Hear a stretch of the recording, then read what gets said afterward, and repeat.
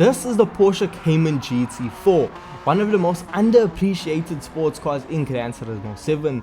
This car only costs 130,000 credits and it is absolutely fantastic.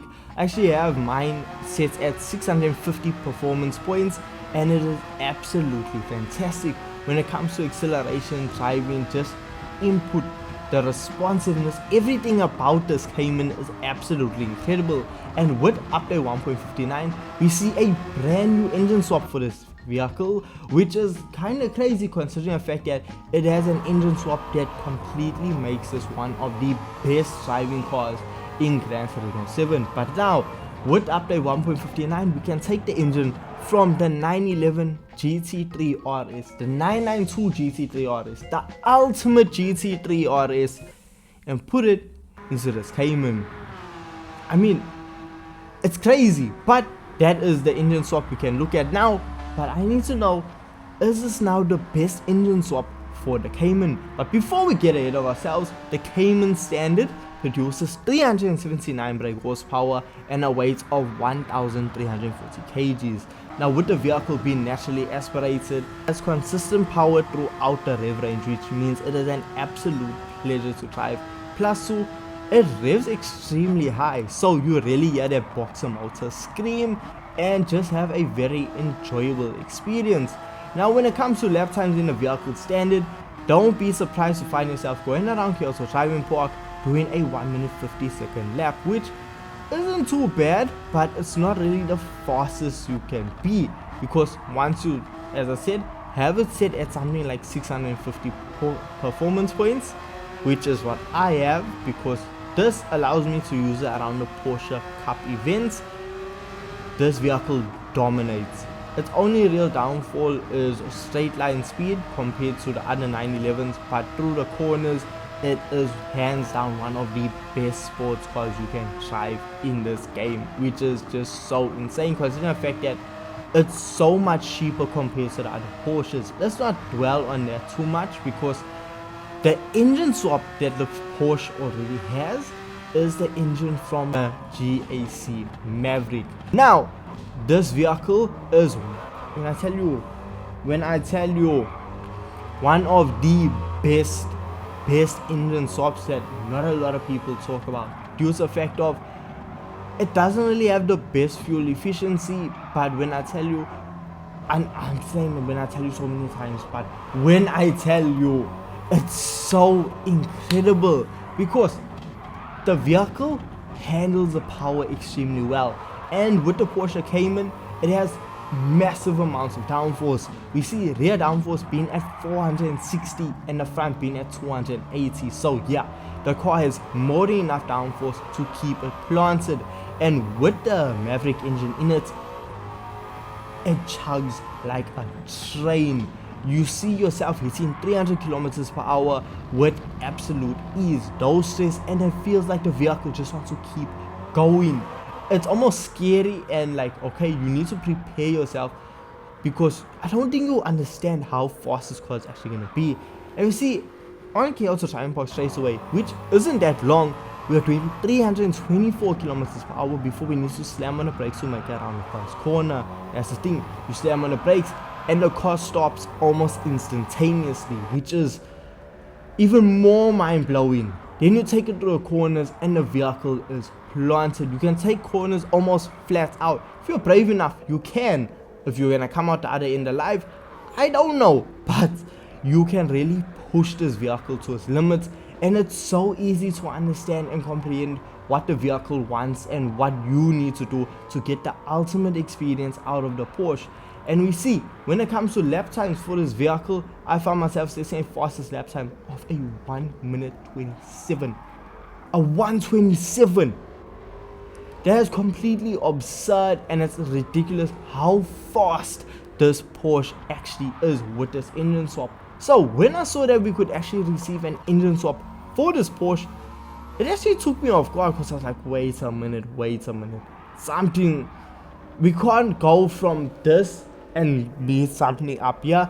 Then they say, hey, look, yeah, it's from the 992 GT3 RS. And I was like, okay, look, let me not get ahead of myself, maybe it's good. So we took this vehicle on over to GT Auto to really see what we can expect from the vehicle. Now, when it comes to the price of the engine swap, we actually find it is 20,000 credits more than the Maverick swap, and well, it's just more of a realistic engine swap in my opinion.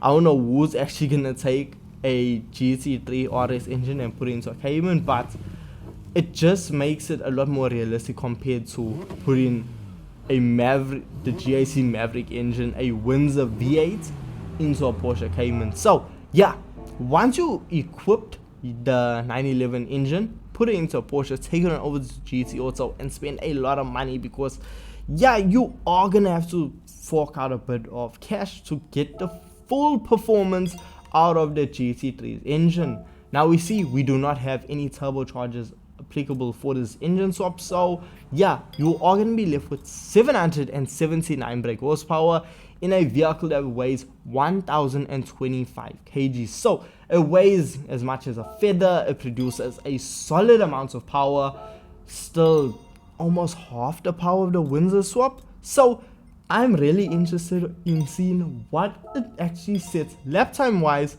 compared to the Windsor V8. So now, only one way to find out, and that is by taking it around circuit. So now around Kyoto Driving Park, we're gonna see lap times that are very competitive due to the fact of, yes, the vehicle accelerates very quickly. We actually see it does 294 kilometers per hour. Then we slam on the brakes to make it around the first corner around Kyoto Driving Park. Just the way the vehicle delivers its power compared to the Windsor swap, it's different.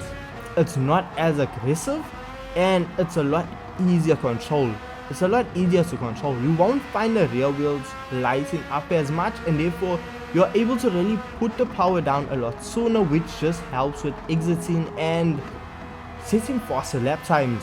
Now the crazy thing about it is, with this vehicle having less than half the power of the Windsor swap, well, the lap times actually weren't that far off, because I found myself setting a fastest lap time of a 1 minute 29.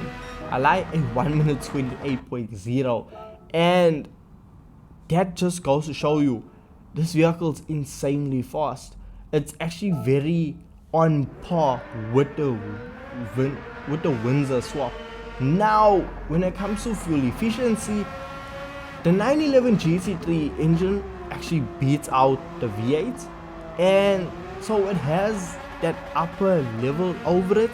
And we see when it comes to the performance points rating, the Windsor swap is at like 850 points, and this is at just over 800 performance points. So when it comes to detuning, this is still going to be a lot easier, and we see there's not actually that much of a difference when it comes to lap time, overall lap times.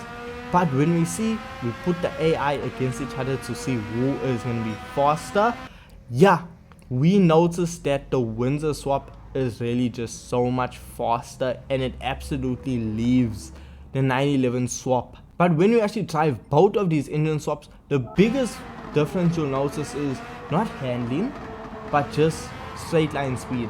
You're able to go a lot faster, a lot sooner in a Windsor swap, but I feel like through cornering, the 911 swap is gonna outpace the Windsor swap. But the minute you hit the straightaway, yeah, that's when you're gonna see the Windsor swap absolutely close the gap. So these engine swaps are really closely matched. In my opinion, they are both perfect.